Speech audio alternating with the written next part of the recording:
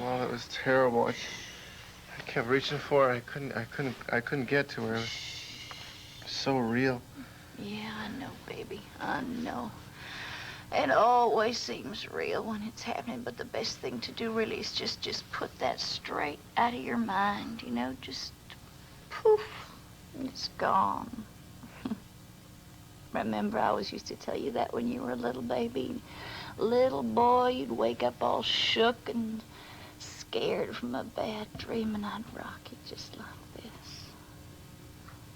There was a spell there, and you had a lot of bad dreams. Yeah. I remember there was one time Daddy came into my room. Jenny was asleep and had a nightmare about a bear or something. Told me to shut up. Told me that men shouldn't be afraid of their dreams, that if I wanted something to cry about, he'd oblige me. He was always pretty good at that. Yeah, well, he was wrong. Getting upset about your dream, whether you're a little guy or you're a full-grown man, is nothing to be ashamed of, you know that. You were always such a sensitive kind of kid, you know, Ted, so smart and so creative. Well, Ray, he was just too damn ignorant and mean-spirited to understand. You know, till you got to Ruth and Joe's, you really had a pretty rotten childhood.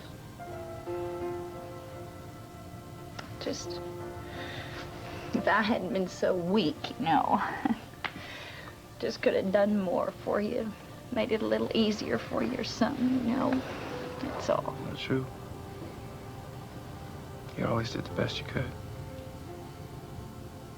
Always. Well, I loved you so much, Ted.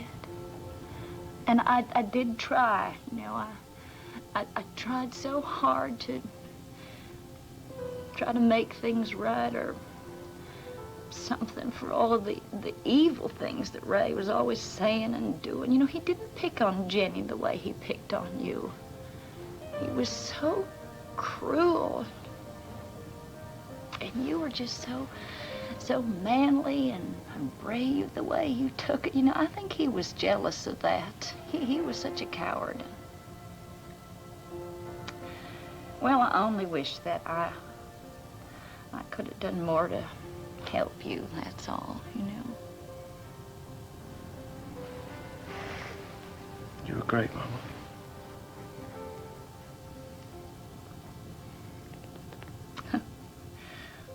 I remember one night, he'd been knocking you around because you, oh, I don't know, spilled his drink or some stupid thing, and you were crying in your bed, just real muffled, soft, so nobody'd hear, but I knew it, and I heard you, and I came in, and I just wrapped my arms around you and held you. Well, I knew that I couldn't, you know, take away the hurt, but I hope that maybe your knowing how much I loved you would make it a little better anyway.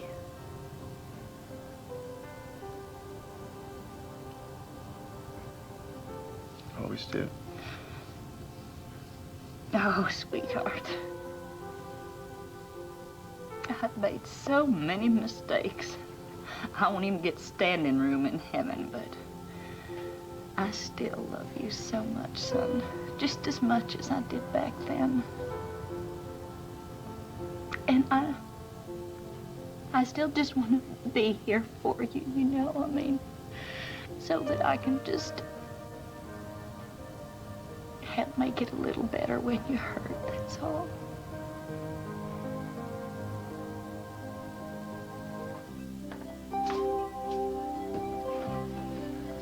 Hey, what's up? I need to talk to you about something. I didn't wake you, did I? No, I was writing a letter to Susie. It's quiet in here. Everybody's got to be asleep but us, huh? I guess. So, what's happening? I've been thinking. And I thought that I won't go to the spring dance, and I'll go to Cyclops and listen to some music and be with you on your breaks. Why?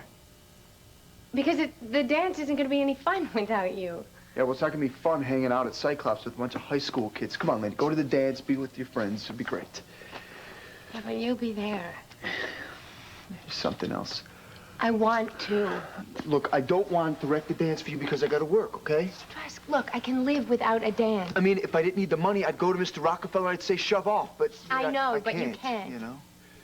Look, it doesn't matter where I go or what I do. What's important is who I'm with. And I want to be with you, that's all. You think I'm upset because you're going with David, don't you? Are you? Well, I ain't happy about it. But I'd be twice as mad if you miss it, okay? Yeah, but I'll miss you being there. Look, Lena, let me talk straight, okay? I think that we're either gonna last or we're not. What I mean is, I think our relationship is strong enough that we should be able to handle something like this, you know? So I think you should go to the dance with David. You have a good time. I'll go to work. I'll have a lousy time, and everything will be great. Okay? I don't want to hear anything more about it. All right? I'm glad you saw things my way. That's great. Huh? Okay. All right. You are wonderful. Maybe you better show me again. What? Show me again how wonderful I am. Baby, nothing in life is easy.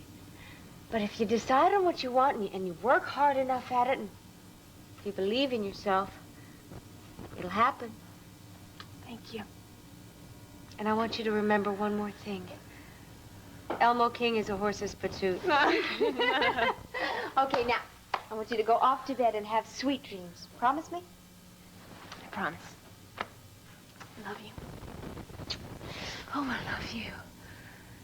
More than you could ever know. Night. Night. Go. Get going. Go. Sleep.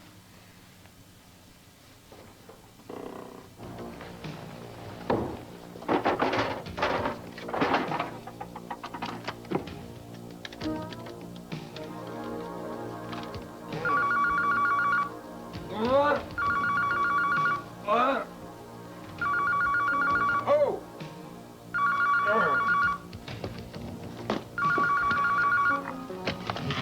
Hello? How dare you pull that long-lost daughter stuff on Emily Ann? Please. Donna, my head is pounding. Oh, really? Well, enjoy it. Because if you try that long-lost reclaiming your estranged daughter stuff, I will gladly pull your head. Shut up and listen to me!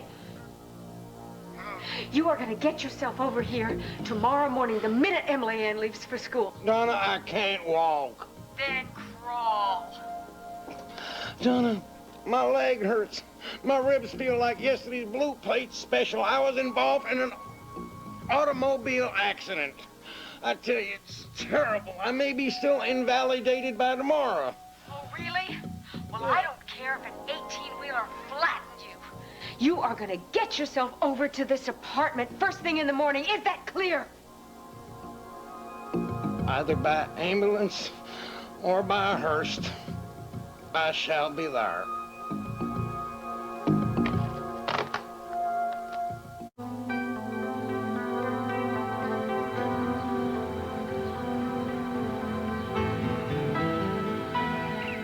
Okay, Harry is waiting for this.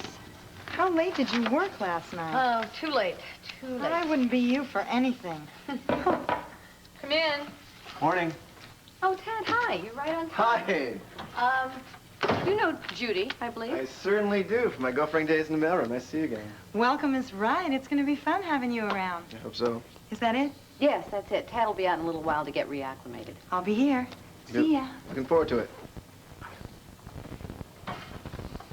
you want some coffee? Yeah, it'd be great, thanks. The word is, you are my personal assistant. Oh, good. That way I can get access to all departments without any suspicion, right? Right. Nobody here knows the real reason why you're here. I hate to ask this, but it's my job. Are there any suspects? Only everybody.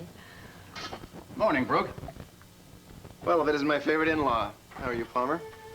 What the devil is he doing here? I work here. What? It's his first day on the job. And he's lost. I want you out of here now. Get your leg off my furniture. I am an invalid, Donna. Move it or lose it. Oh! That is just cruel. You are cruel. You want cruel, Billy Clyde? I'll give you cruel. Telling Emily Ann that your estranged daughter is still alive, that's cruel. What is this baloney about you're going to reclaim your long-lost daughter from her rotten mother who's keeping you apart? That's the truth. You swore to me. You swore that you would never do anything to hurt Emily Ann. Since when does the truth hurt? You're gonna wreck her life. Risking her finding out that you raped her mother, that you nailed her into a coffin and you left her to die. Are you gonna go and tell her that kind of part, are you? Like that I will. Well, then you would be the one wrecking her life, not me. No. I'd be saving her from the most evil man there ever was. And who do you think she'd believe, huh? You or me? Hmm? Well, Benny can tell her. I mean, he's the one who found Estelle. Nope. Too late, darling. There's no proof. No! Yes. You might be quite surprised to find that Miss Emily Ann would be delighted to learn that her loving, beloved employer is indeed her flesh and blood father. You'll be surprised to see her opening her loving arms to me and embracing me therewith. Yeah, you'd like that to happen, Yes, wouldn't that you? will happen. It will. You know what? You aren't going to be the one left out in the cold. Yes, it's going to be you, especially if you try to separate me from my child, huh? Because she loves her benefactor. It is with me that she confides. Who else but myself does she come when she needs help? Who? Let me ask you that. Who? Don't do it, Billy Clyde. Please, if you Calm love her, don't yourself hurt down. her. She's already had too much pain in her life. Calm yourself down, young lady. I'm not going to do it today, and I may not do it tomorrow, but every single day we get closer and closer. And one day, my child will be ready to learn the truth. I swear I will kill you. You won't kill nobody. You're nobody's You're killer. turning me into a killer. Oh, just hush up right now. Hush up with all this fuss budgetry. I tell you, though, I'm feeling generous. And when it is the day for me to declare to my darling child exactly who I am, I might enlist your help to break the news. That will never happen. Think on it, Missy. It might be the best deal you ever get offered in your life. A flesh and blood father has precedence over a stepmother.